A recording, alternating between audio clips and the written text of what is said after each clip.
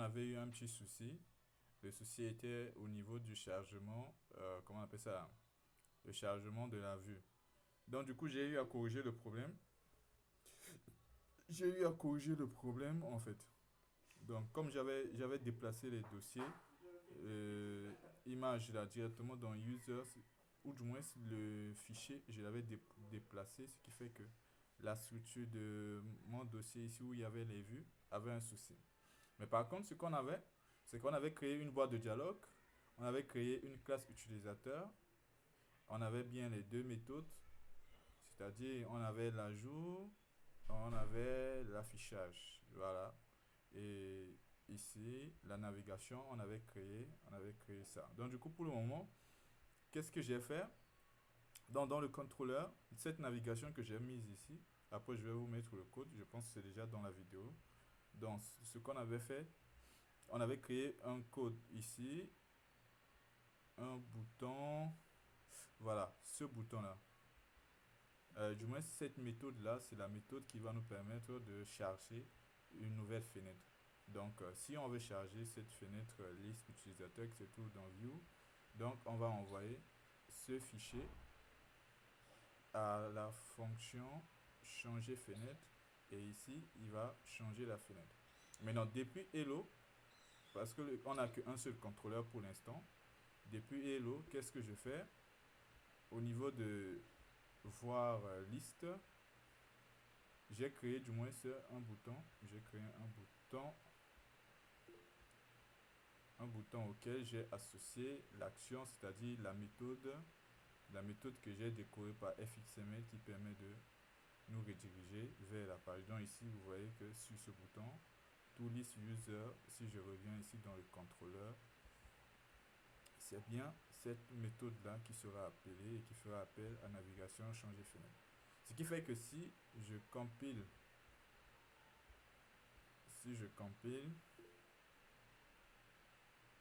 voilà, et que je clique sur le bouton voir liste là, on voit que la fenêtre change.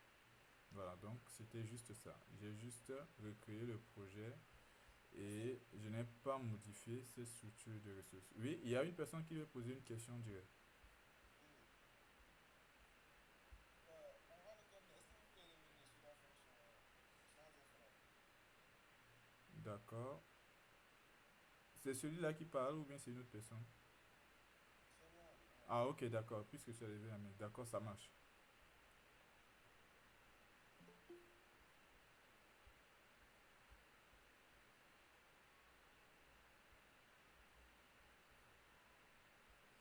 Alors donc, nous, la dernière fois, ce qu'on avait fait, cette fonction charger fenêtre là, je vais fermer ici. Cette fonction charger fenêtre, qu'est-ce qu'on fait? On lui envoie la page qui doit être chargée. Voilà, et puis on lui envoie le titre de la page et puis on envoie le nœud.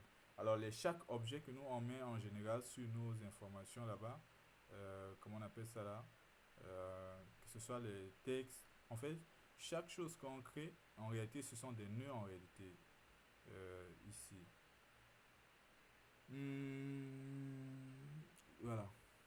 En réalité, lorsque nous on crée des objets ici, que ce soit les choses là, en réalité, lui là-bas, il va les considérer comme des nœuds dans le FX. Donc, un autre que je vais lui envoyer, en réalité, par exemple, le bouton, quand on va cliquer sur le bouton, le nœud que je vais envoyer, ou bien si par exemple je fais un système de menu et que j'ai utilisé un menu bar, donc le menu bar, quand je vais le décorer par exemple à l'intérieur comme ici fxml, ça serait ce qu'on appelle un nœud que je vais envoyer. Donc je vais envoyer trois informations, y compris une chaîne qui représente le nom de la page, le nom de... non, une chaîne qui représente voilà, le nom du fichier, le titre que je vais mettre sur le fichier là, et puis un nœud tout simplement. Et maintenant ici, qu'est-ce que je vais faire? Je vais charger tout simplement cette classe là. Alors pour charger la classe se trouve ici. Je dis la classe, la vue. La vue se trouve là. Alors pour arriver ici, il faut aller dans com slash gl. Là on met le chemin absolu, hein. Dans slash com se mettra ici, pas le com de là. Parce que nous on va charger la vue. Lorsqu'on fait ici get resource pour charger la vue avec fxml loader, le fxml loader va venir chercher les informations dans la ressource. Parce qu'au niveau de main, on a Java et puis on a ressource. Mais ce fichier FX, cet objet fxMainLoader, lui, il va se charger de gérer, de traiter, de chercher les informations au niveau de la ressource. Donc ici, je mets chemin relatif, je dis slash, donc au début de la ressource là, tu rentres dans com, dans g, dans user, et puis dans view. Voilà. Et puis voilà la page que je vais envoyer. Comme par exemple, si j'envoie listutile.fxml, donc après view slash list utile. Donc il va charger l'élément et cet élément sera lu. Parce que là, il charge l'élément, mais pour lancer l'élément, il faut faire un loader. Bon, cette variable qu'on a créée là, on fait load pour qu'on puisse dire que la page doit être chargée. Et maintenant, là, le nœud qu'on a envoyé, on va récupérer ce qu'on appelle la scène et puis on va voir la fenêtre Windows en convertir en mode stage. Parce que ici, comme je l'avais dit la dernière fois, en JavaFX, en réalité, on va manipuler les stages, les scènes, lorsqu'on est là, par exemple. Les scènes qu'on va créer, en réalité, on va les mettre dans ce qu'on appelle des stages que nous, on va lancer. Donc, une scène, ça va être comme une fenêtre qui sera lancée à travers nos stages. Donc, du coup, ici, utilitaire. Voilà, donc ici, je récupère cet élément, le nœud là, et maintenant, je vais faire tout simplement dire quoi? Le nœud que nous on a chargé ici, ou du moins c'est l'information qu'on a chargée ici, la page qu'on a chargée, on va le mettre dans une fenêtre. Donc lorsqu'on le met dans une fenêtre, on va changer juste le nom de la fenêtre et puis on va dire quoi? Que voilà, tout ce que nous on a chargé, y compris tout ce qu'il faut pour la fenêtre pour qu'elle soit disponible là, on va tout simplement faire en sorte que ça soit visible. Donc stage.show pour que le stage puisse être affiché. Donc ce qu'on compile là, si je compile ici, l'information qu'on voit c'est un stage qui, dont à l'intérieur du moins, on a une fenêtre, c'est-à-dire la scène. Et maintenant la scène aura quoi? Aura tout simplement la page que nous on a chargée. Donc la page qu'on a chargée sera ajoutée dans la scène qui sera ajoutée dans ce qu'on appelle le stage. Et ce stage là, c'est lui que on démarre. Bon, il y a une personne qui demande. Ok, c'est bon. Voilà, donc ici, voilà en fait cette petite fonctionnalité qui nous permet de charger les fenêtres. Mais il faut comprendre que là, on est en train de gérer son layout. Mais après, vous allez aussi avoir la possibilité. Je vais vous donner un petit document où vous aurez la possibilité de gérer un petit système, alors, de gérer un petit système de layout. Parce que là, avec cette manière de faire, on aura un petit peu de soucis à gérer les layouts, mais je vais vous montrer parce que beaucoup plus c'est au niveau de ces fichiers là qu'il faudrait tout simplement changer un tout petit peu pour que on puisse avoir un menu par exemple qui sera partagé sur toutes les pages. Là pour le moment je ne mets pas un menu, donc je mets juste un bouton qui sera associé à cette fonction qui se trouve ici, to listener. Et voilà, qu'est-ce que je fais? L'action, je le convertis en nœud et ce nœud sera passé en troisième paramètre et le nom de la fenêtre et le nom du fichier que je vais passer à une fonction qui est bien statique. Cette fonction, elle est statique, donc je peux accéder directement à travers la classe. Voilà. Et donc voilà, je fais comme ça juste pour charger la fenêtre. C'est bon jusque là?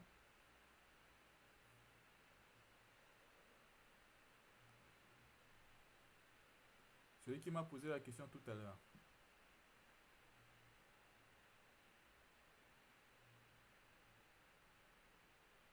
Oui, c'est bon.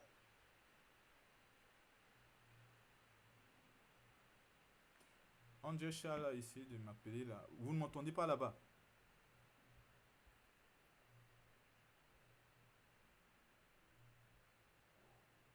Si, on t'entend bien. Ouais. Ok, d'accord. Parce que mon téléphone est en mode silencieux, donc si vous appelez, ça ne sonne pas quoi. C'est ça. Peut-être qu'il y a les mêmes personnes. Hein? Peut-être que. Ouais. Le cours passé? Ah, non, non. Tout à l'heure, on vous appelle. appeler, mais vous n'entendez pas. C'est pourquoi je vous ai envoyé un message. Ok, en fait, moi j'ai, comment on appelle ça là, j'ai mis en mode ne pas déranger sur le téléphone, quoi. Puisque le téléphone est Ok. connecté à la machine pour ne pas que les messages viennent, etc.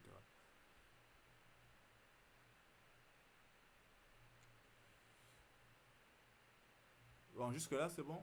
On a pratiquement fait un petit peu des opérations. Il nous restait peut-être à faire la suppression, mais toutes ces choses, déjà, si on arrivait à récupérer les éléments, on arrivait à récupérer déjà les éléments, on pouvait déjà faire tous les traitements. Bon, je pense que j'ai enlevé, j'ai enlevé ça en fait. Donc, je vais juste ajouter le bouton.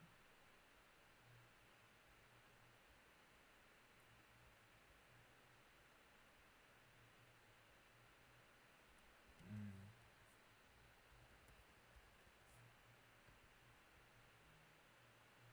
voilà.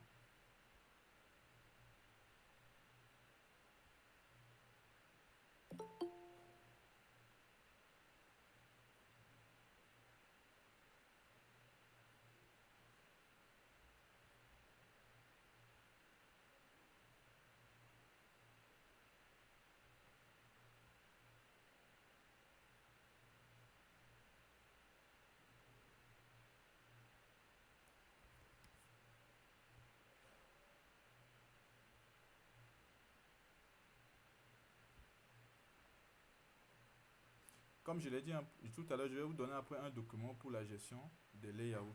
Comme ça, vous aurez la possibilité de pouvoir mettre en place ce qu'on appelle des menus. Des menus qui seront un petit peu des informations comme ceci. Un menu, un menu, voilà, des menus bas comme ça. Comme ça, vous aurez une page avec un menu, avec tous vos menus, etc. Voilà, je vais juste appliquer celui-là. On avait déjà fait la dernière fois, mais je pense que je l'avais enlevé. Voilà, protect, delete,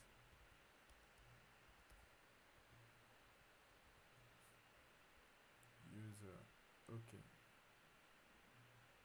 Et voilà, donc nous, on avait dit, on va récupérer l'utilisateur sélectionné, tab user.get select modèle, select item, et voilà, si u est égal à nul, ça veut dire que l'utilisateur, on ne peut pas le supprimer. Mais si c'est différent de nul, on peut chercher à le supprimer. Et voilà, on avait vu comment est-ce qu'on pouvait faire appel à ce qu'on appelle l'alerte, la boîte de dialogue qu'on avait créée ensemble.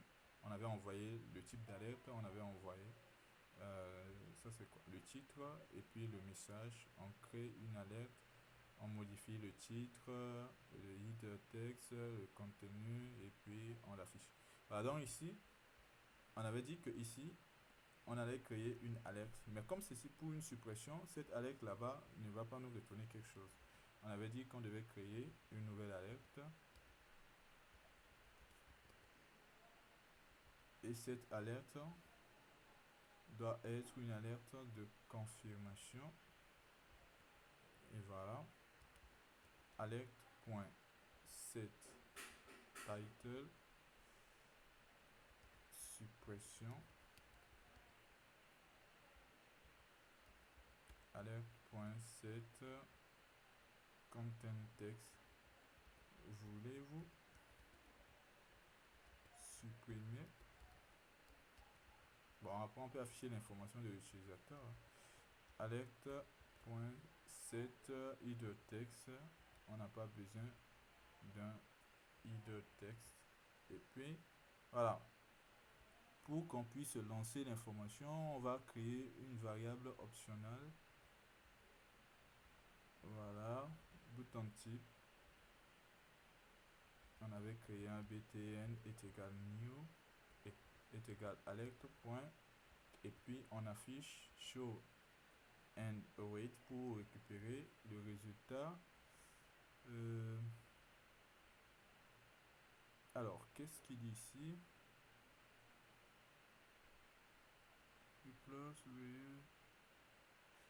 Ici c'est bouton C'est type. bouton type.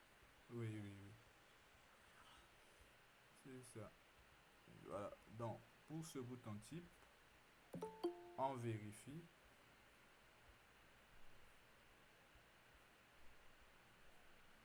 On vérifie s'il y a quelque chose à l'intérieur et que si la chose correspond btn.get correspond à bouton type,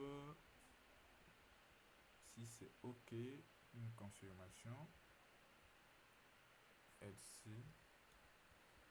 Voilà. Sinon, on va faire appel à boîte de dialogue. Bon, est-ce qu'on a besoin même du sinon? On va pas mettre un sinon. S'il dit oui, on va faire quoi? On va faire la suppression. Alors bon, malheureusement, le code de suppression dans le DAO n'existe pas. Liste utilisateur print add user. Bon.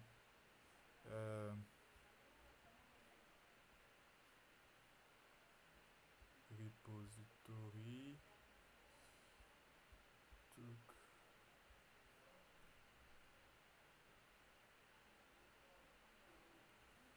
Ça doit être là.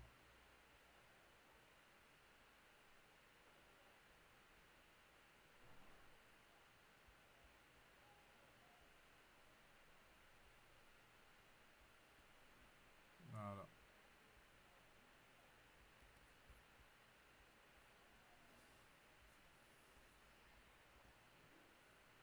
Parfait. Maintenant ici, j'avais dit quoi? On va faire un petit return. On fait un return. OK. Et ici, on met return -1. On met ici int. Voilà. Donc cette fonction delete user doit être appliquée sur la table utilisateur. Voilà. Donc delete utilisateur. Donc si on appelle et que ça retourne 1, alors l'utilisateur a été bien supprimé. Donc ici, int OK est égal db.delete user. Qu'est-ce qu'on lui envoie? Un u.getID. Voilà. Et donc, if OK est égal à 1, on peut afficher la boîte de dialogue.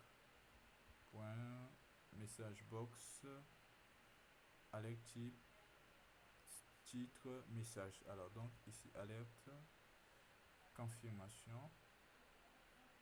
Je dis confirmation. On va prendre alerte information.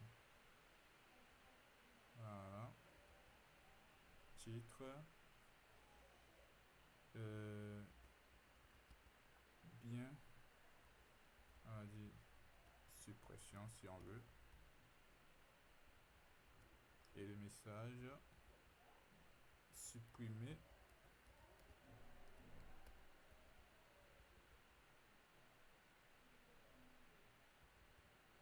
Supprimer avec succès. Supprimer avec succès. On va mettre comme ça juste un message. Bon, je vais faire comme ça. Voilà. Sinon,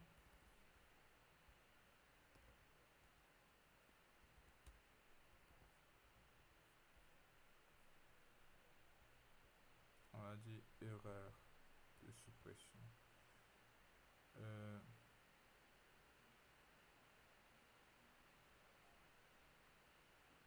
Bon, on met juste erreur de suppression. On va pas se fatiguer. Ici, je vais mettre erreur.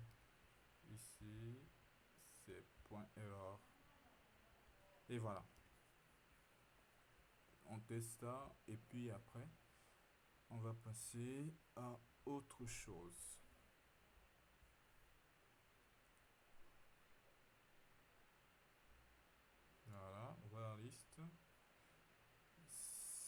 je dis supprimer.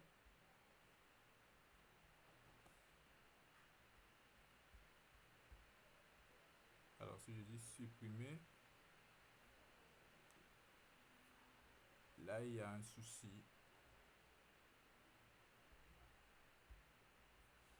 Alors, voyons voir. Il paraît que vous n'avez pas pris l'action. Je n'ai pas mis l'action, hein. Je pense bien. Alors, voyons d'abord le nom. C'est delete user. Donc, ici, ici,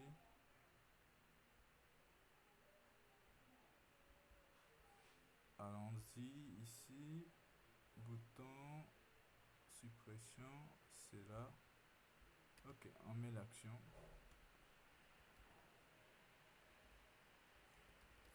D'accord.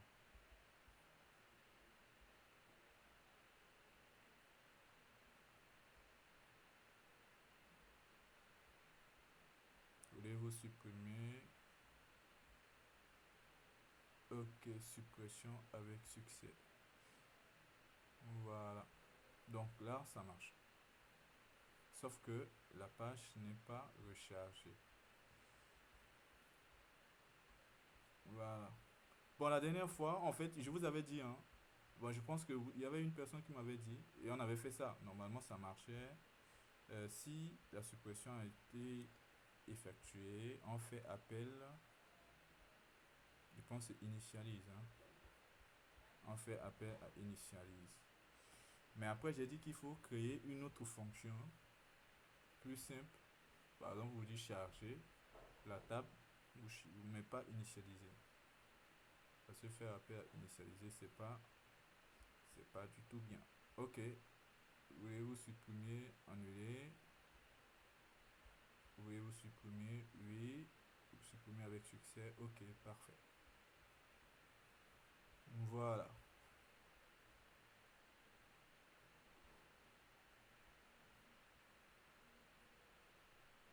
D'accord. Maintenant, si on veut faire ça, ce que j'ai dit tout à l'heure là, ce qu'on doit faire, c'est tout simplement de créer ici une fonction. On va créer ça en mode protégé. On va dire charger. Charger. Charger. Tab. Ou bien on va dire refresh tab. Voilà. Alors donc nous, refresh tab, voici ce que lui il doit faire. On va prendre ça, CTRL X. On va venir mettre là. Et puis on va prendre CTRL V. On va mettre là. Voilà. Maintenant donc ici, on peut faire appel à refresh table. Voilà, donc j'ai surpris les deux là.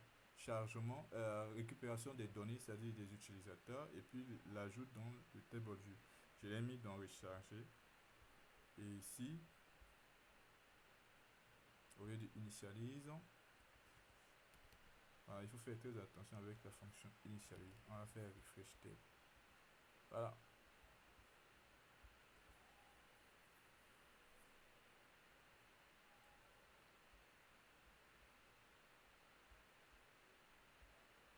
Parfait.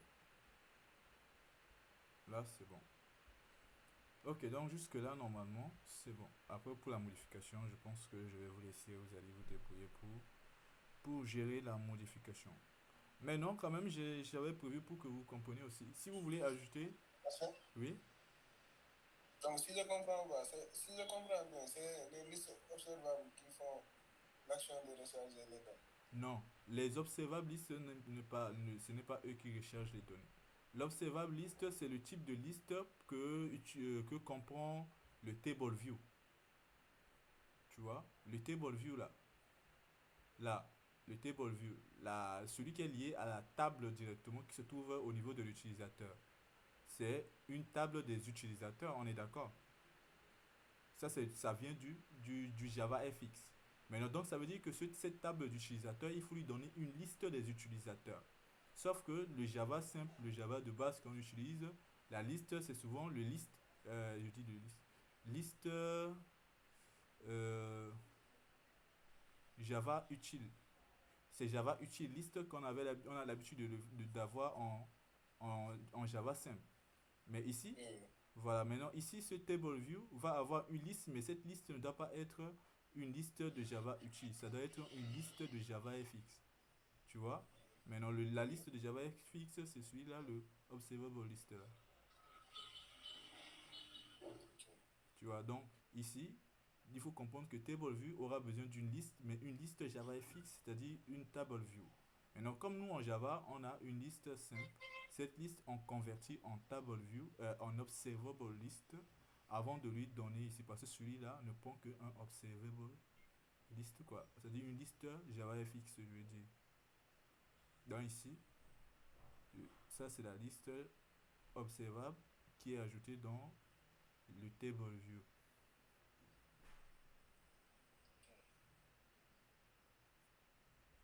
Voilà, maintenant, je vous montre juste une partie, une dernière chose. Si vous voulez ajouter par exemple des images, alors ici j'ai créé un dossier image. Voilà, maintenant pour ajouter des ressources, hein, des ressources, fichiers HTML, je dis fichiers HTML, CSS, images, etc., vous devez créer les ressources ici. Alors tout ce qui concerne les ressources va se retrouver là. Non, quand je dis ressources, c'est tous vos fichiers statiques, etc. Alors donc ici, par exemple, pour l'image, on va créer une image là. Et si par exemple je vais afficher l'image, alors cherchons d'abord un endroit où je peux trouver de l'espace.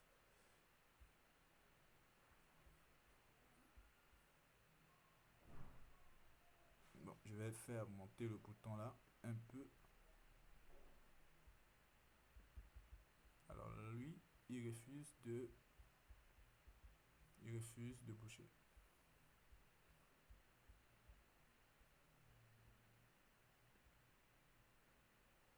Ok. Alors donc nous, je vais aller dans l'autre fichier. C'est bizarre avec la machine là.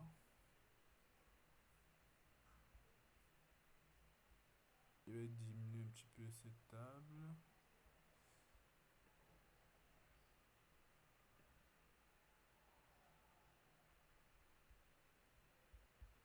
Bon, c'est bizarre chez moi ici, hein.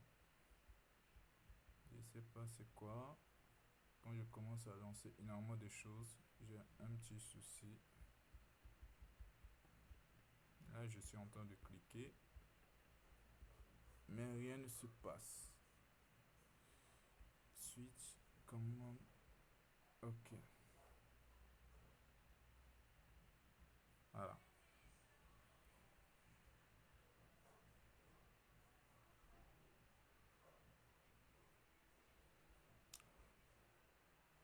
Ici,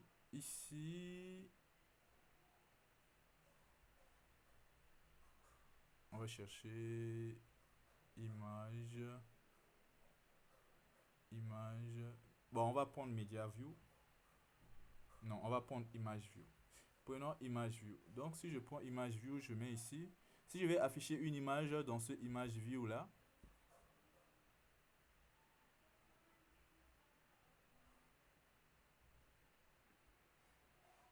si je vais afficher une image dans cet objet, voilà. Donc ici, au niveau de property, il faudrait que je puisse préciser le chemin de l'image. Alors il faut bien comprendre, comme je l'ai dit, hein, il faudrait que l'image se trouve dans image, voilà, quelque chose ici comme ça. Et là, vous devez mettre le chemin de l'image. Voilà, on met image slash le nom de l'image point png. Voilà, voilà. Là, c'est quelle page? C'est la page liste, non? Voyons voir.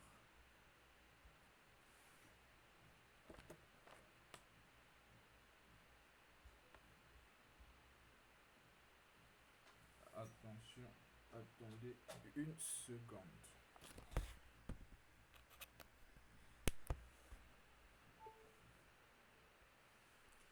Alors, voyons ici.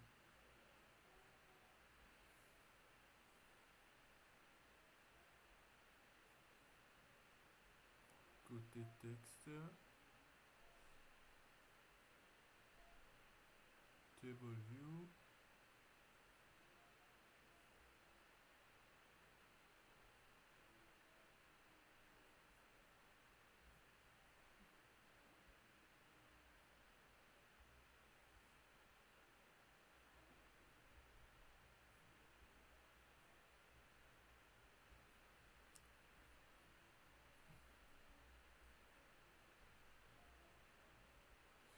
Ah.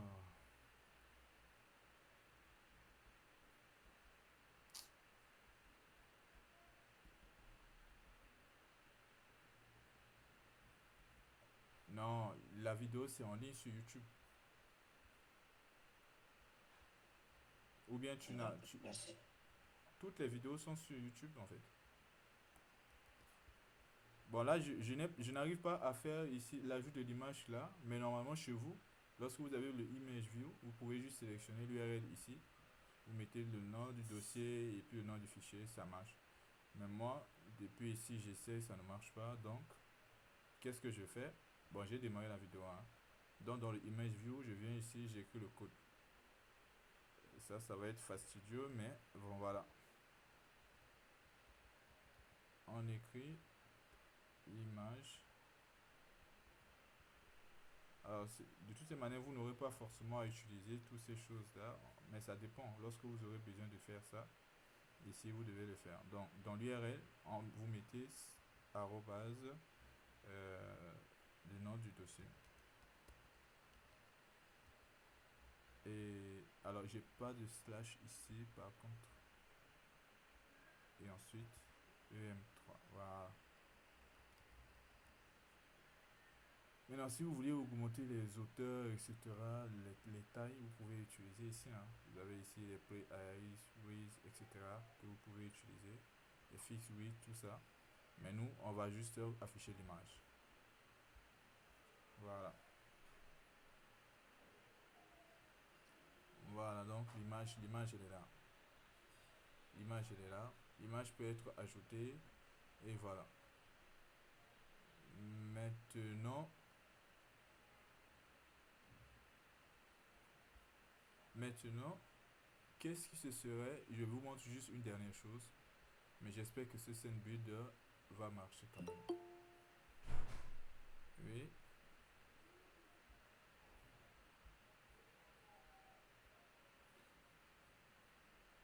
On est juste une seconde. Voilà. Donc je vais prendre un menu bar. Voilà.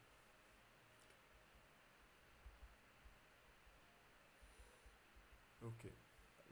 Chez moi ici, je suis obligé de faire les choses manuellement parce que je sais pas c'est quoi le problème. Mon menu bar que j'ai ajouté là, il est là. Voilà. Donc ici, j'ai pris juste un menu bar, hein. C'est lorsque vous voulez créer les menus parce que là pour le moment, pour nous ici, lorsqu'on veut changer, de fenêtre, on clique sur un bouton qui a un action event là-bas on a converti en node. Maintenant ici on peut gérer un système de menus depuis. Il y a beaucoup des objets ici, hein. Vous allez juste apprendre à les utiliser. Moi je vous montre juste un petit peu les choses de base. Voilà, donc ici vous avez un menu bar que vous pouvez utiliser. Maintenant comme je ne peux pas modifier ici, moi je viens au niveau du texte. Donc au niveau du file, je mets ici accueil. Voilà. Et là, je peux mettre dashboard.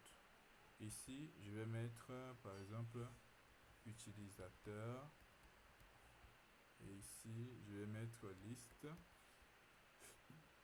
Menu item, je peux ajouter un autre.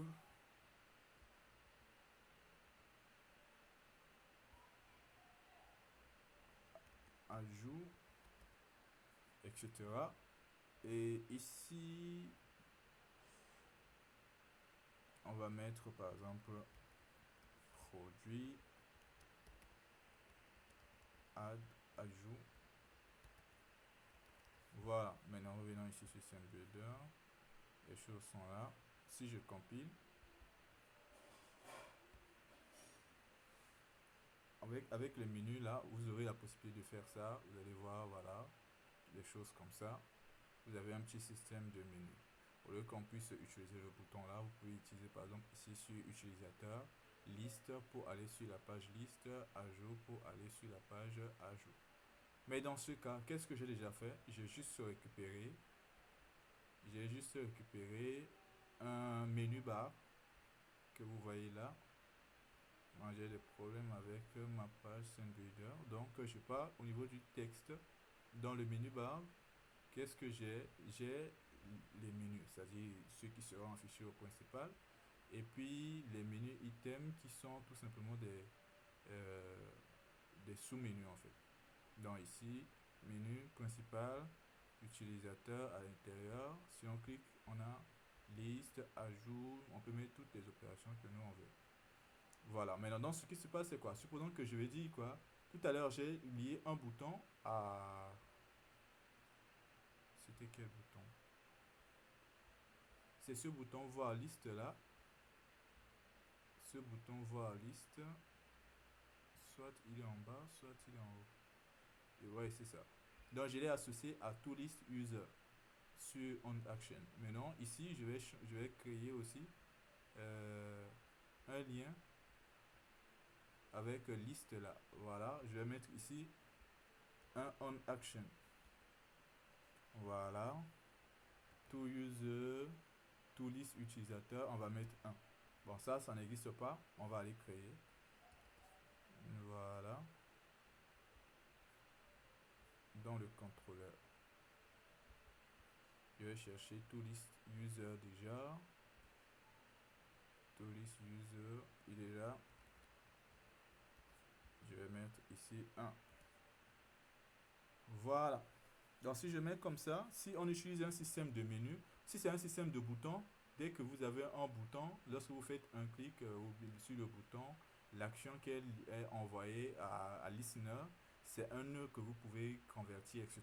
Mais par contre, pour un menu bar, alors on ne pourra pas utiliser ce qu'on appelle un nœud comme ça. C'est-à-dire que l'action n'est pas envoyée sous forme, l'information n'est pas sous forme d'un nœud. Je parle de l'action du clic sur, voilà, sur le menu item. Donc ce que nous on va faire, c'est que on va prendre un menu bar qui sera un node.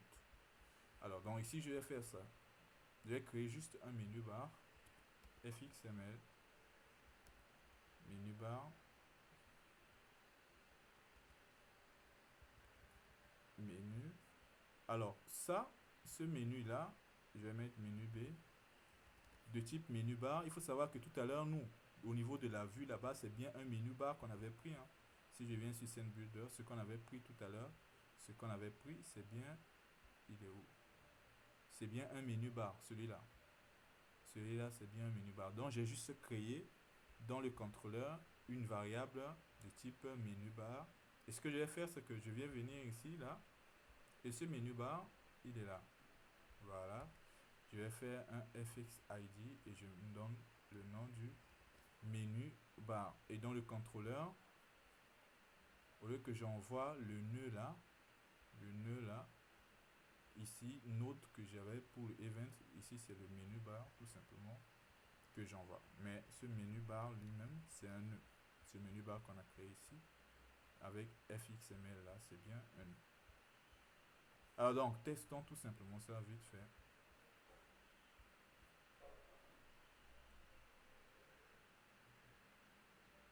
Voilà. Et voilà, donc on arrive bien à venir ici sur ce qu'on appelle cette page. Mais comme je vous ai dit, vous voyez que ici il n'y a pas c'est pas un système de layout. Donc après je vais vous donner un document et vous allez essayer de faire des recherches un petit peu pour pouvoir gérer un petit peu ce système de layout quoi. Sinon même si vous ne faites pas un système de layout, vous pouvez faire quoi? Vous savez comment marche le menu, donc vous pouvez faire un aller-retour, etc. Mais ça va être un peu plus fastidieux si vous avez plusieurs pages. Ça aurait été mieux de créer un layout. Et voilà, donc ici le plus important c'est que les bases sont là. Vous avez vu comment est-ce qu'on peut ajouter, modifier, supprimer et afficher les informations au niveau de ce qu'on appelle de JavaFX. Le reste là c'est vraiment des détails en réalité. Cependant, il y a une autre chose, une dernière petite chose, avant de dire quelque chose de plus, c'est que dans tout ce que nous en fait, c'est que nos contrôleurs ne se trouvent pas dans un bon endroit. Et les contrôleurs devraient se trouver dans un package qu'on va appeler contrôleur. Comme ça. Ce serait mieux. Maintenant, dans ici, ce qu'on va faire, c'est quoi? C'est que ici, dans View, je vais créer juste une page. Je vais rien, je vais pas faire grand chose là-bas. Je vais dire par exemple produit. Ou du moins, je vais dire add. Voilà. Je vais juste afficher un message là avec un label.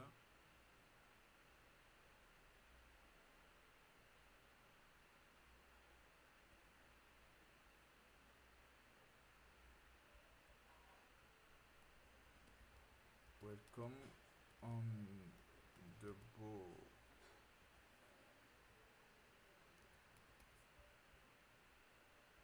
Voilà.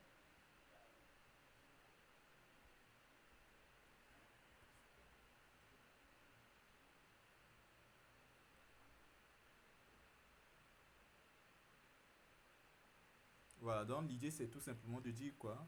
Supposons que j'ai un fichier là, parce que là, tout ce que l'on faisait, on liait à un contrôleur par défaut ici. Mais nous, ce qu'on va faire, c'est qu'on va avoir, si c'est dans un projet vraiment intéressant, beaucoup plus simple, on va gérer tous nos contrôleurs dans un package. Comme nous, on a nos DAO dans un package, nos modèles dans un package. Normalement, il y a une autre couche qui manque, mais on en parlera par rapport à ce qui va suivre en ce qui concerne les ERM là. Ça sera beaucoup plus intéressant. Mais on peut garder ces couches-là. Mais par contre, on va ajouter. C'était pour ajouter quoi? Je vais dire. Je vais dire par exemple catégorie contrôleur.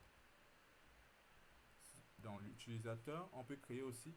Alors moi, je n'ai pas un contrôleur utilisateur. Et comme j'ai juste utilisateur ici, je vais mettre utilisateur contrôleur.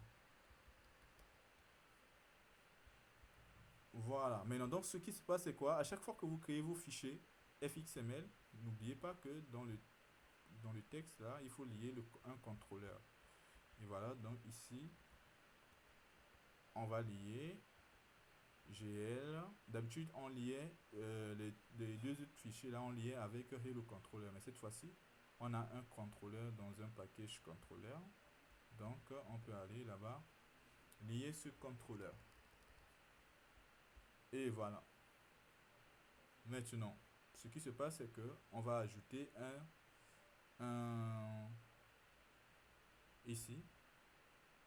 On a géré liste. On va gérer afficher. On va créer une fonction. On va ajouter, je vais dire, on va mettre ici dans ajout on action. On va mettre to add user. Comme ça. Ça n'existe pas. Hein. Mais là, je crée juste une action en fait. Donc, on a déjà géré pour liste. Lorsque on place sur l'utilisateur liste, on sera redirigé sur liste des utilisateurs. Lorsqu'on fait ajout, on sera redirigé sur to add. Maintenant, to add là, c'est une action que nous, parce que là, les actions que nous on est en train de mettre dans cette page doivent se retrouver dans le contrôleur de cette page là, c'est-à-dire le contrôleur. Donc ici, je viens, voilà.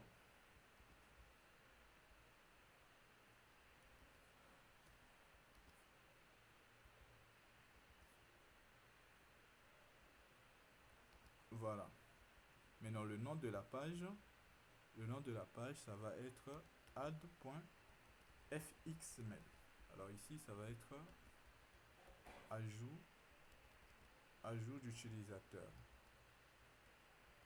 Voilà. Par contre, il y aura un petit souci comme ce que nous on avait fait la dernière fois avec les modèles là. Donc si je crée un nouveau contrôleur, il n'y a pas de souci. Mais par contre, si je viens ici et que je clique sur ajout, vous voyez que là, il dit qu'il y a un petit problème. Donc, par rapport aussi le fait qu'on voulait afficher la liste des utilisateurs, il nous demandait d'ouvrir le modèle. Ici, Et il nous dit tout simplement que il aura un problème avec, ou du moins que il n'a pas l'accès au contrôleur. Donc il faut tout simplement ouvrir aussi le contrôleur. Dans le N module là, le ng module, ici, on va faire un open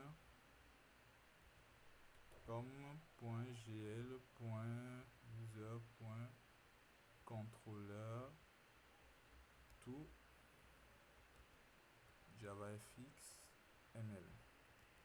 Voilà. Alors si c'est le modèle, on ouvre le modèle à Java de base. Si c'est le contrôleur, on va l'ouvrir au fxml parce que le contrôleur, lui, il est associé directement au fxml. Voilà, donc ici, je reviens.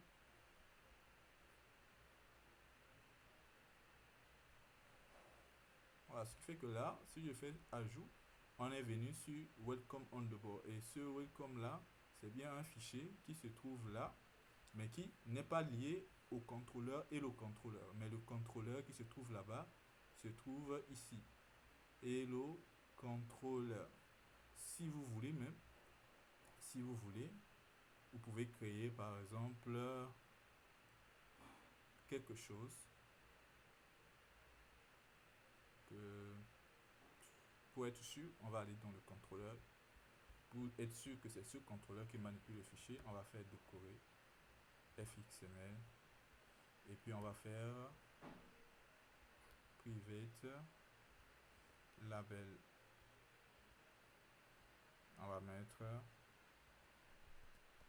label t et puis on va utiliser la fonction initialize.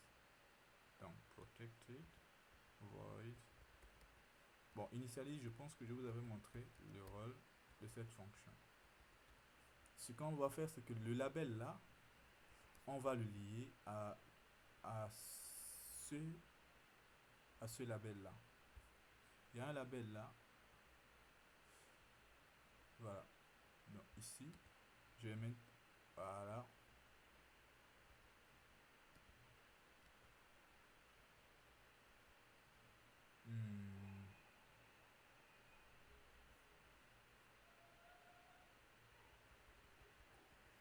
Je vais juste tester d'abord ici. Est-ce que il me donne la possibilité?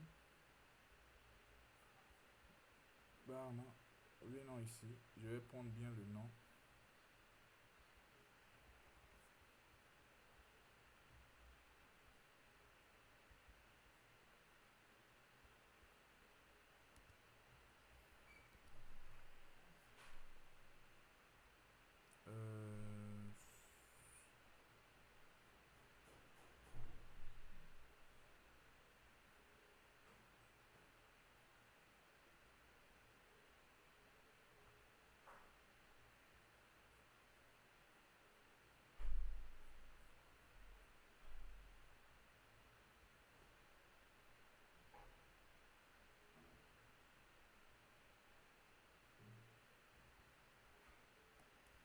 Une seconde, on va vérifier tout ça. fxml private text field.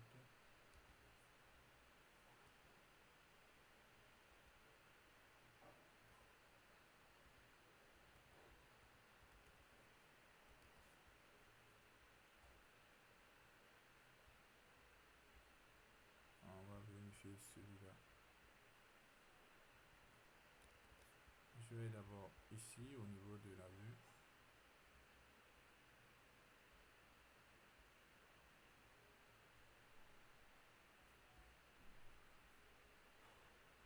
Je vais prendre un text feed. Je vais l'associer.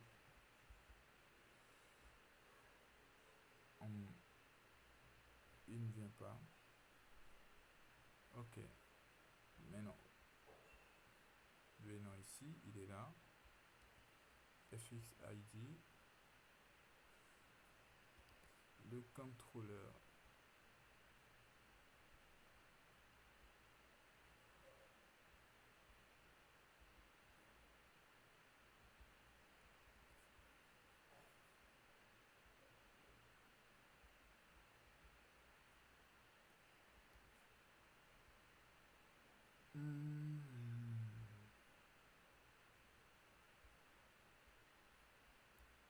va vérifier ça. Et comme il s'est passé quoi sans problème.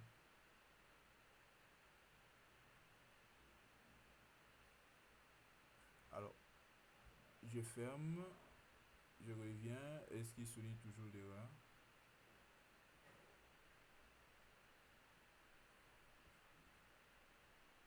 Il souligne toujours l'erreur. Moi, par contre, ce que j'ai juste besoin. Oui, ici, je vais faire texte. Est-ce que vous Oui, avez linké les deux pages? oui, les deux pages sont liées. Attends, je fais juste le test là.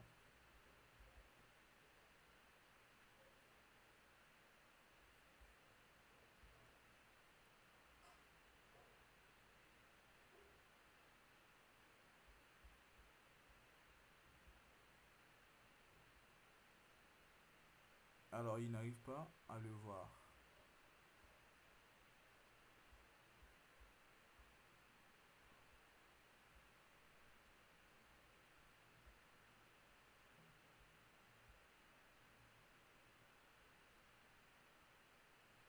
Hmm,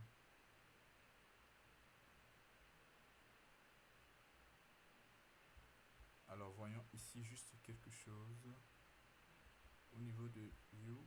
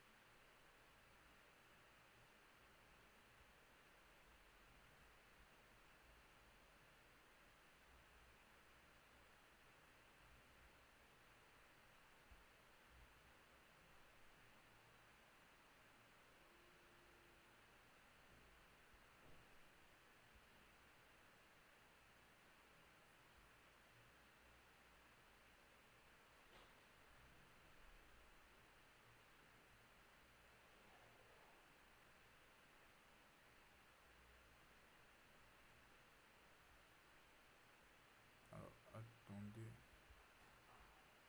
Hmm,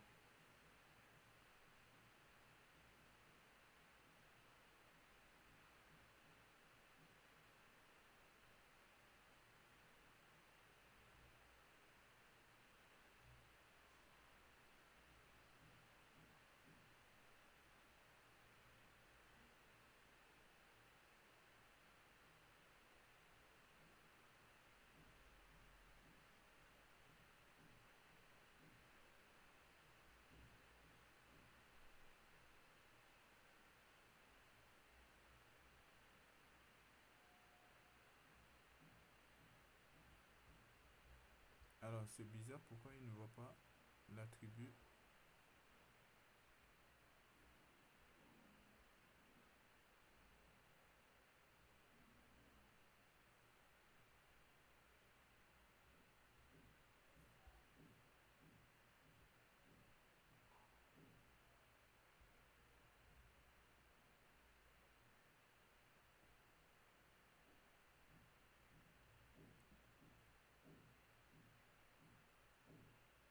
Ok, les gars, nous ici, nos attributs ici n'étaient pas vraiment. Ok. Regardez bien en fait. Lorsqu'on est ici au niveau du contrôleur, lorsqu'on est au niveau du contrôleur, lorsque on crée les informations, alors les informations se trouvent au niveau du send control. C'est bon? Et moi, j'ai mal importé tout simplement les informations ici. Moi, j'utilisais un Java AWT, etc. Alors donc, il faut faire très attention aux imports. Voilà. Donc voilà ce qui posait problème. Moi, c'était Java AWT qui l'importe par défaut et on n'a pas prêté attention. Il a totalement raison. Ça paraît, c'est trop bizarre. Contrôle.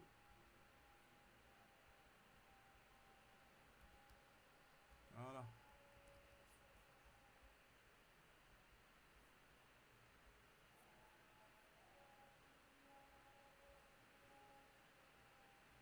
Voilà, donc ce qui fait que si je fais sur ajout, euh, alors moi, qu'est-ce que j'ai même fait déjà?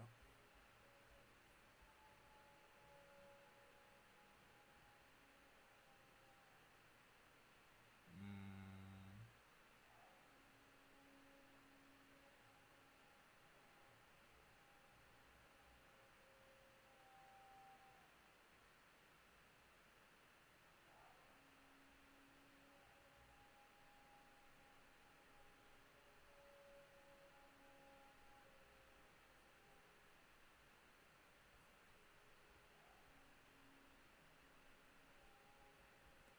j'ai pas mis fxml. Vous allez voir pourquoi est-ce que j'ai arrêté tout à l'heure là. Voilà. Donc le bonjour là, je ne voyais pas ici parce que la fonction initialize n'a pas été chargée. La fonction initialize, je ne l'ai pas décorée en fait. Donc même si le nom c'est bien écrit, si je ne le décore pas, voilà. Donc on arrive bien à gérer tout simplement l'association entre cette information et un contrôleur. Mais ce qui est important, c'est que vous voyez un petit peu la structure de notre projet. Les contrôleurs vont se retrouver ici au niveau du dossier contrôleur. Et toutes les informations, et puis faites très attention aux informations que vous allez prendre, les textes feed, les labels, les table, view, les colonnes, etc., les combos, tout ça là, il faut bien voir. Il ne faut pas prendre celui de Java AW. Il faut prendre bien celui de Java FXN dans les informations. Sinon, vous n'allez pas les voir au niveau de votre fichier FXML. Voilà, donc au moins là, petit à petit, ça devient propre, mais comme je l'ai dit, il y a une couche qui nous manque parce qu'il y a ce qu'on appelle le contrôleur. Le contrôleur qui va gérer l'accès à la vue ici. Et il doit y avoir un couche métier. Dans le modèle MVC, normalement, le couche métier, on peut le garder dans le contrôleur. Mais au niveau de Java, il y a une couche qu'on appelle métier, qui sera la couche service. Je pense que dans un ancien projet, on avait fait une couche comme ça, service. Voilà, donc on aura besoin de cette couche service. Donc, contrôleur va se connecter au service et le service va se connecter à notre DAO. DAO qui va se connecter à notre couche modèle. Donc disons que le modèle ça va être le plus bas niveau et puis on remonte jusqu'au contrôleur pour aller au niveau de la vue. Maintenant pour l'instant voilà.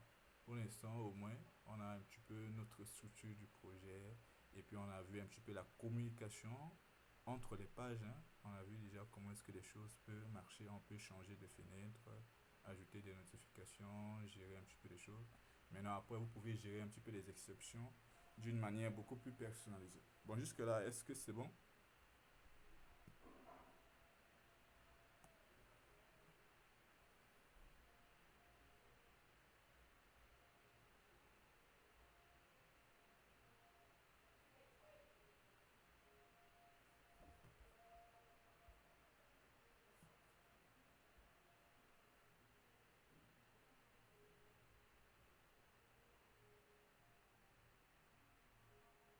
C'est bon jusque-là? Oui, oui, c'est bon.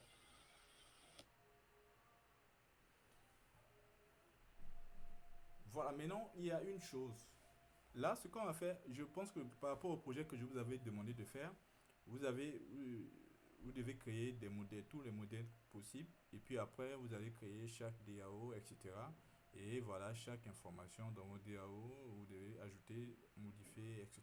Toutes les opérations possibles. Mais ce qu'il faut comprendre, c'est que il y a ce qu'on appelle les ORM qui sont utilisés aussi au niveau de Java. Donc, ici, le JDBC que nous on utilise, c'est une API qui nous permet de pouvoir nous connecter à disons, notre base de données, etc.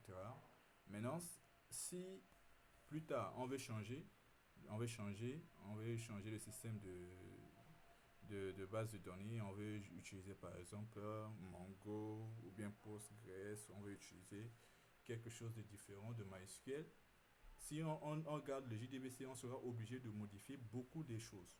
On va modifier parce que ce qu'on fait ici, insert into utilisateur, c'est pas forcément comme ça que les requêtes vont fonctionner sur euh, un autre moteur de base de données, etc. Donc pour éviter toutes ces choses, on va apprendre ce qu'on appelle à manipuler ce qu'on appelle l'ORM, des ORM tout simplement. Maintenant, avant de manipuler les ORM, il faudrait que vous compreniez quelque chose, à savoir, voilà, vous devez apprendre ces choses. Bon, là, je pense qu'il me reste peut-être trois fichiers à ajouter pour que le fichier du code sur l'ORM là se termine. Mais voilà un petit peu, je vous déroule un petit peu comment les choses vont se passer. Et puis la prochaine fois, on va travailler dessus. Après, je vais vous partager le document là.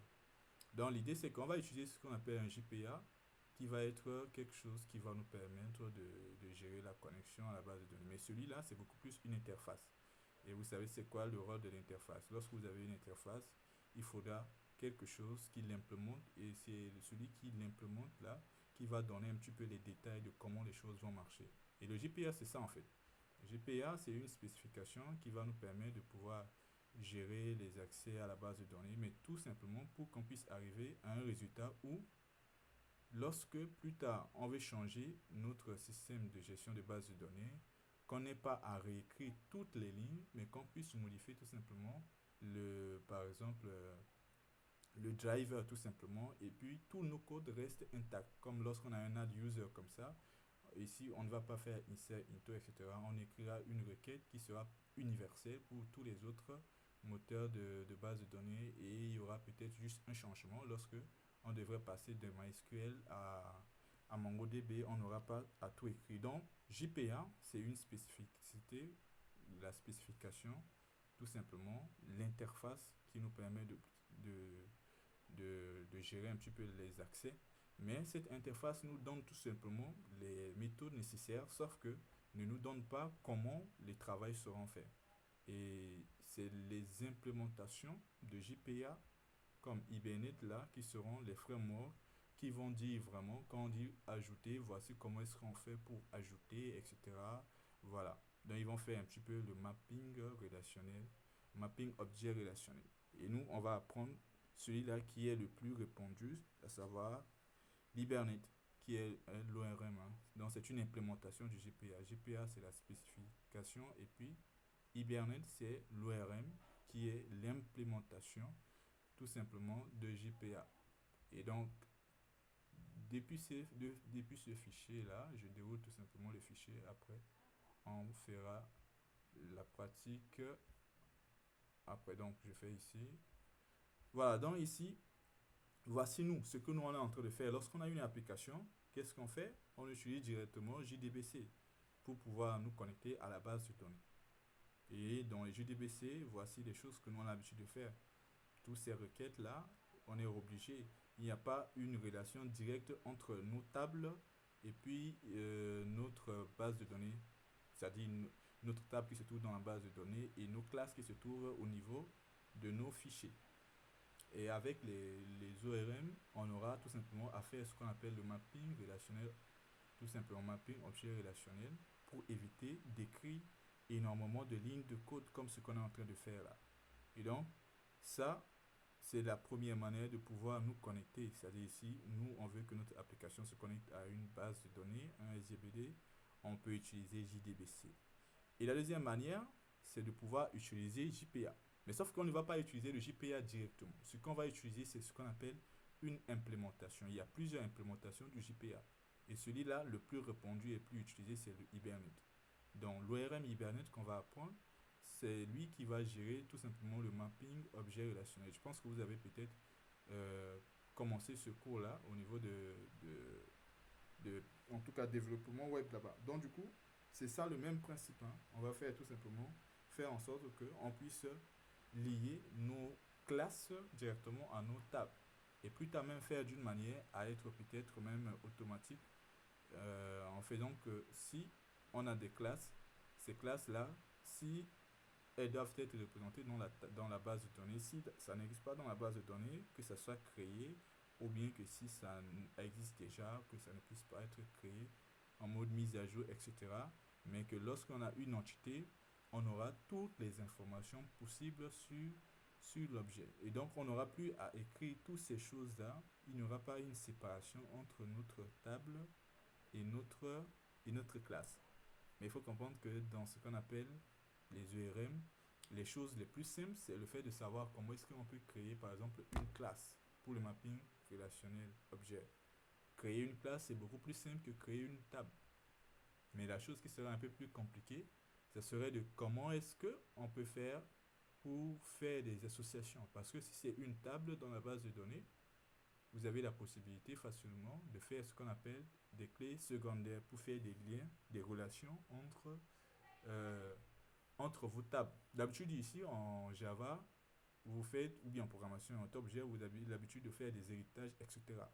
Mais lorsqu'on fait du mapping relationnel objet, on va utiliser ce qu'on appelle quelque chose qu'on appelle le impedance, c'est-à-dire une manière un peu plus compliquée. C'est-à-dire qu'il y a des choses beaucoup plus simples que nous on fait avec le mapping objet, c'est-à-dire le fait qu'on crée des classes et des attributs.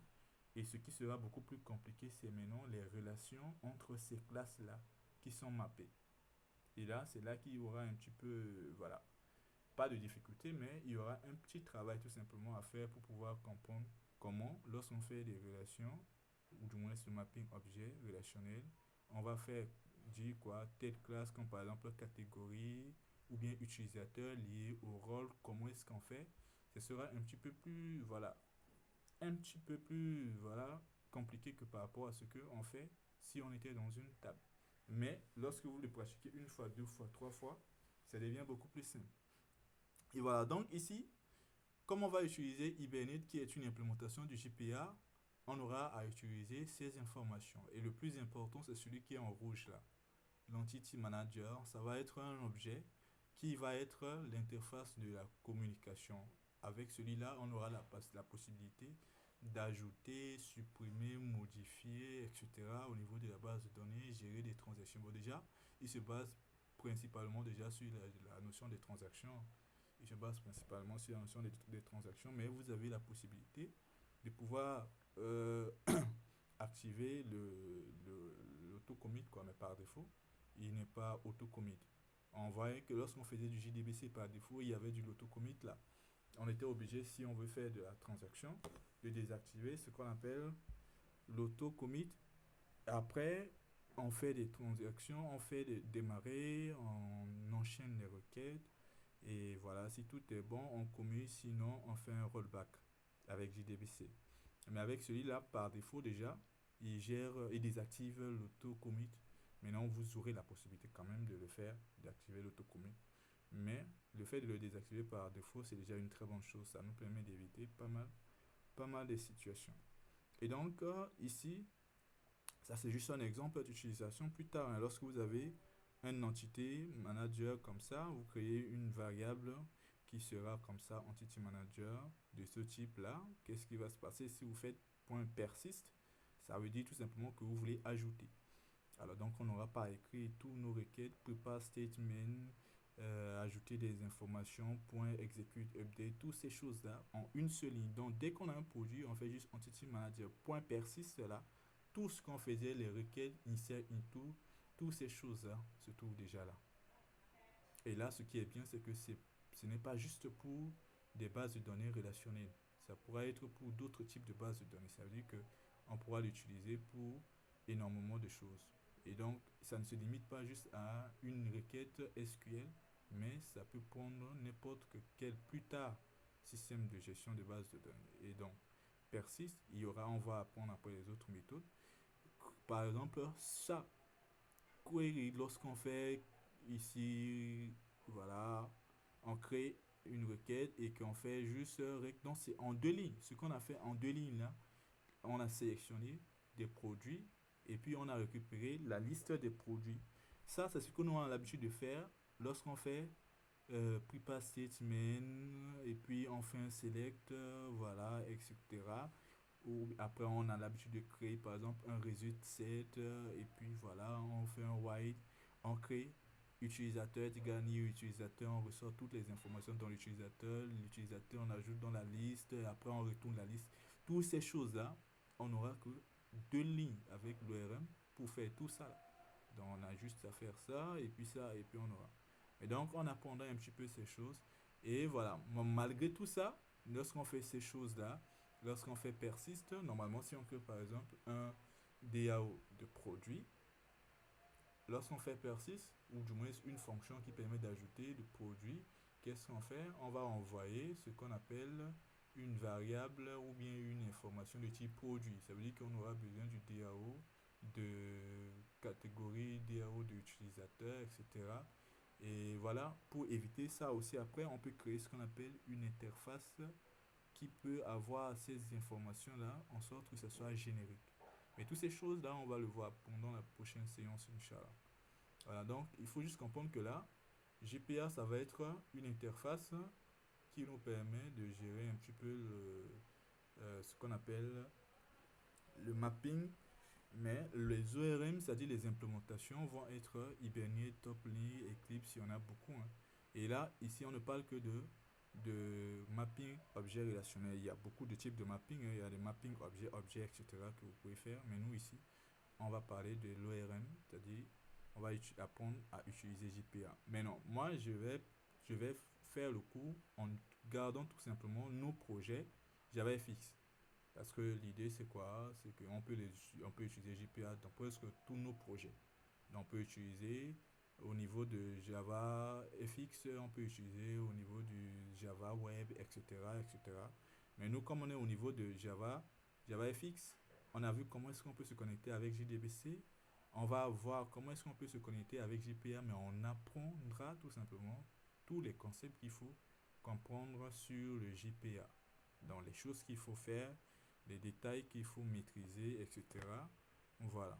Elle est pour ce qu'on appelle, donc je vais revenir un petit peu dessus la prochaine fois.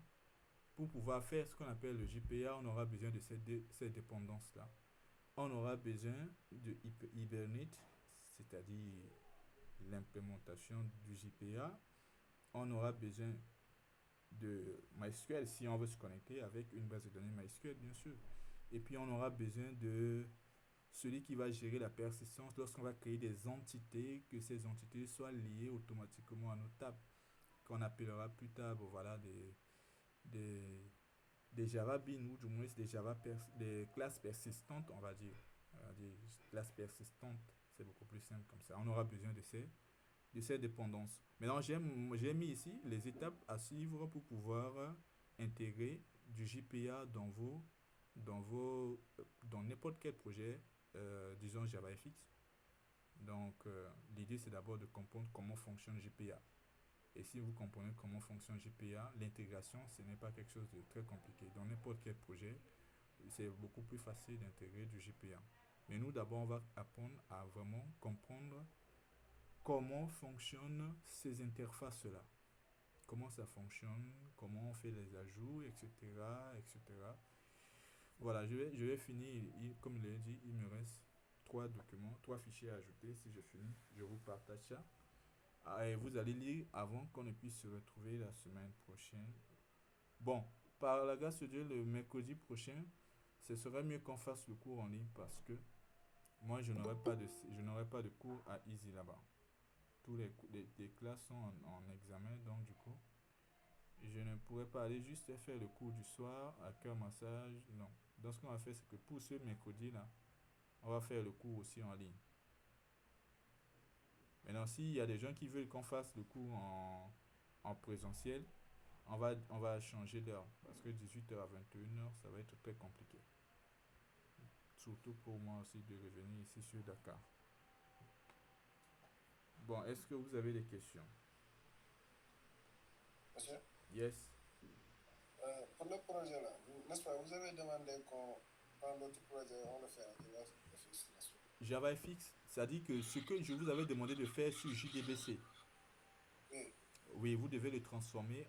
Et bon, du moins, vous avez déjà le code de connexion à la base de données. Vous devez créer les interfaces JavaFX. Et vous avez vu comment je travaille ici lorsque je fais les cours là. J'ai déjà mes projets qui étaient sur JDBC. Et en réalité, là-bas, j'avais juste besoin du modèle, du DAO que j'intègre juste dans mon projet FX. Et qui seront tout simplement les données qui vont me parvenir au niveau de mes fichiers FXML. Donc, tout ce que vous avez fait sur le projet précédent vont se retrouver dans DAO, dans modèle. Et maintenant, dans les contrôleurs et les fichiers vus, ça doit être quelque chose qui se trouve juste du côté JavaFX. Donc, créer toutes les vues qui permettent de pouvoir ajouter, modifier, supprimer. Bon, j'avais vu, il y a des gens qui ont proposé de pouvoir créer ce qu'on appelle une page, une page comme ça, et à gauche, vous avez un formulaire, et à droite, vous avez une table, des boutons en bas. Vous pouvez aussi le faire comme ça. Mais si vous pouvez aussi faire mieux aussi, il n'y a pas de souci. Mais vous devez le faire pour tous les tables. Mais normalement, il y a des tables qui sont liées entre eux, c'est ça, dans le projet. c'est ça. Oui, pour les tables qui sont liées entre eux, vous créez un combo box. Vous créez un combo box. Pour lesquels étrangers, en fait. Hein? Pour lesquels étrangers. Oui, oui, oui. Je donne un exemple par rapport au projet. Quelles sont les tables qui sont liées là-bas? C'est des utilisateurs, bien sûr, produits, je sais pas. Utilisateur et produit. Alors, donc, si un utilisateur est lié au produit, un utilisateur a une liste de produits. Et un produit, si on prend un produit, on voit un utilisateur. Ce qui veut dire que si tu es en train de saisir un produit, tu vas choisir l'utilisateur. Tu vois? Et pour dire choisir l'utilisateur, il faut créer juste un combo box. Un combo box, c'est une liste d'éléments. Une liste d'éléments. Je donne un exemple ici. Combo box. Bon, après, le reste, vous allez faire comme recherche, hein. Euh, voilà. Donc, un combo box, par exemple, dans un formulaire, ça va être quelque chose comme ça, comme une liste de sélection. Et cette liste de sélection-là, ce qui va se passer, c'est quoi? Je te donne juste une manière beaucoup plus simple pour que tu puisses bien comprendre. Alors, celui-là, je vais venir dans, il est lié, on est dans Add, il est lié à utilisateur contrôleur. Donc ici, je vais créer par exemple mon DAO, utilisateur DAO, DB, new, utilisateur DAO. Alors ici, il me faut le combo. Je vais créer un combo box, c'est une information qui est une liste d'éléments. Donc ici, private, combo, combo box, utilisateur, comme par exemple ici. Et je mets utile prod, comme ça. Voilà, maintenant ce utile prod là, je vais le lier normalement à mon combo box qui se trouve là. Alors ici, si je fais fxig, ça ne vient pas. Je viens sur texte, combo box, je fais, voilà, utile prod. Voilà, donc je lis mon combo box à cette information. Et maintenant, donc, normalement, si je viens sur la page, je dois voir la liste des utilisateurs quand je clique sur la sélection. Dans ce cas, dans le chargement de la page, ici, je vais utiliser utile prod.setItem et là, je dois lui envoyer un observable list. L'observable list, c'est tout simplement le db.printAll user tous. Mais par contre, je vous avais dit tout à l'heure ici que ça, c'est une liste Java simple, Java utile. Donc, il faut il faut le convertir en collection observable list. Comme ça. Et voilà, ce qui fait que moi, si je lance ce programme,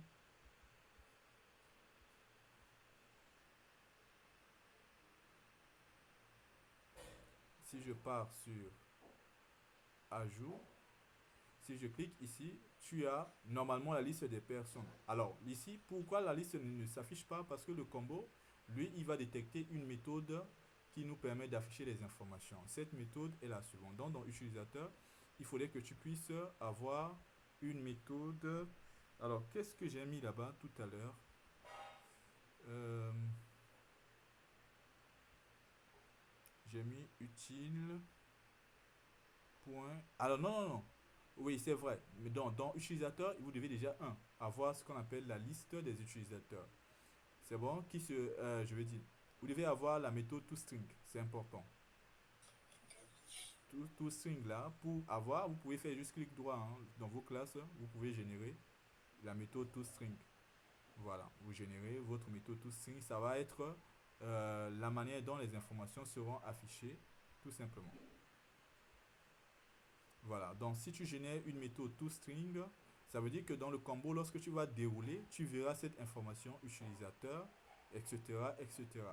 Maintenant, après, tu peux personnaliser l'affichage. Maintenant, donc, c'est important. Un, ton toString doit se trouver dans le modèle. Deux, ici, ce qui fait que lorsque on fera clic droit sur la liste combo, on pourra voir les informations qui seront affichées comme ce que se trouve dans toString. Maintenant, ici, pour moi, l'information, je pense qu'il n'y a aucun utilisateur dans la base de données. Donc, ce que je vais faire, parce que j'ai tout supprimé tout à l'heure. Hein. Donc, si je compile, pour ajouter un utilisateur, on met job@gmail.com passer. Là, c'est ajouter, afficher, ajout. Et si tu vois ce qu'il affiche là. Voilà, ce toString là, c'est lui qui affiche ces informations. Et donc, personnaliser tout simplement le toString pour que ça puisse afficher bien l'information. Voilà. Je vais juste retourner le nom par exemple. Voilà.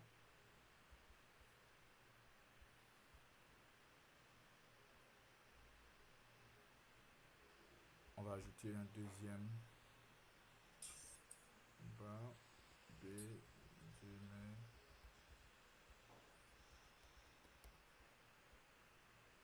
Voilà. Ici, ajouter. Voilà, donc ici, tu vois, tu as la liste des utilisateurs qui est là. Donc, ça veut dire que tu es dans un formulaire. Et dans le formulaire, tu as ton combo, etc. Et voilà, une fois que tu cliques et que tu valides, tu as la possibilité de récupérer ce qui a été saisi dans le combo. Voilà. On va récupérer l'objet, ou bien juste. Oui, l'objet, non, l'objet. Mais bon, par contre, il faut comprendre que nous, on n'est pas dans un système, on n'est pas dans un ORM. C'est bon? Dans un ORM. Donc, ça veut dire que dans la base de données, l'utilisateur, dont par exemple le produit, ça va être juste l'ID de l'utilisateur qui sera ajouté dans la base de données. De la table, quoi. Par contre, la classe elle-même, ici, ça veut dire que si c'était utilisateur et produit, dans produit, on devrait avoir une variable de type utilisateur. Tu vois? Et donc, ce qui veut dire que lorsqu'on récupère l'information ici, ce qu'on récupère, c'est vraiment un utilisateur qu'on met dans le set utile quoi, du produit. Donc, produit.set utilisateur, tu lui donnes l'utilisateur. Et donc, ça veut dire que tu fais utile. Tu fais un get, normalement get value comme ça. Voilà, ça te retourne un utilisateur après avoir cliqué sur le bouton d'ajout sur le formulaire. Tu récupères ça. Maintenant, si tu récupères, tu vérifies si c'est vraiment sélectionné parce que c'est comme ce qu'on avait fait pour le table model là.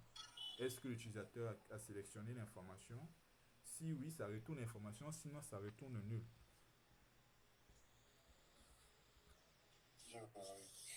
Voilà.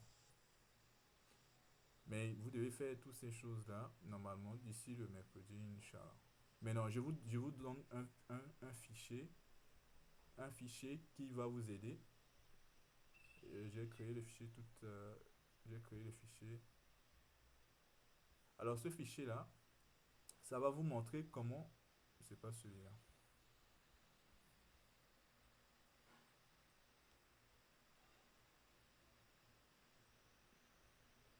là, ça va vous montrer comment est-ce que vous pouvez créer le layout. Parce que nous, la manière dont nous on faisait pour changer de fenêtre là, on changeait carrément. Bon, on change de fenêtre bien sûr. Mais sauf que le menu qui se trouve là, le menu qui se trouve ici, ne se trouve pas au niveau de Add. C'est bon? Et puis ne se trouve pas au niveau de liste utile. Normalement, sur chaque page, ce menu-là qu'on a doit se retrouver. Ça nous permet de facilement naviguer. Et c'est ici qui change. Vous voyez? Donc, vous allez vous baser sur ce fichier que je vais vous envoyer là pour pouvoir créer un menu principal qui sera un layout qui aura notre menu, le menu qu'on a mis tout à l'heure, le menu bar là, sera sur la page principale. Et ici au niveau là, c'est ici qu'on va changer à chaque fois les informations si on change d'une page à une autre. Ça ressemble un petit peu à du SPA, mais c'est pas vraiment du SPA parce que voilà. Euh, on crée, c'est vrai qu'on change un petit peu, mais bon, disons que c'est un petit début de SPA, single page quoi. Mais au moins le menu va se retrouver sur n'importe quelle de vos pages. Donc vous allez juste vous baser. Mais faites d'abord d'une manière plus simple si ça marche. Essayez maintenant de personnaliser avec ce document que je vais vous envoyer. Ce que je vais faire, c'est que je vais mettre les documents. Hmm, ce projet-là, je vais le mettre en ligne. Donc je vais mettre le document ici. Bon, je ne sais pas si je peux déplacer. Voilà.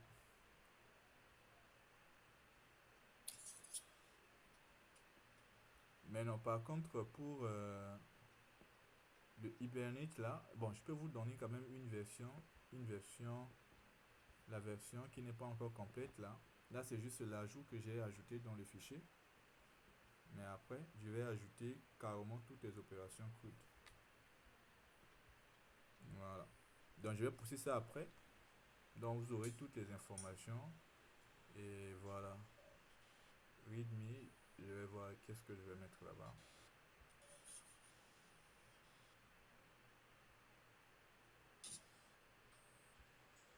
Est-ce qu'il y a d'autres questions? C'est bon. C'est bon. Parfait. Bon, on va se dire. On pourra avoir la vidéo aujourd'hui. La vidéo, oui. Mais sauf que moi, le problème c'est quoi? C'est que les vidéos que je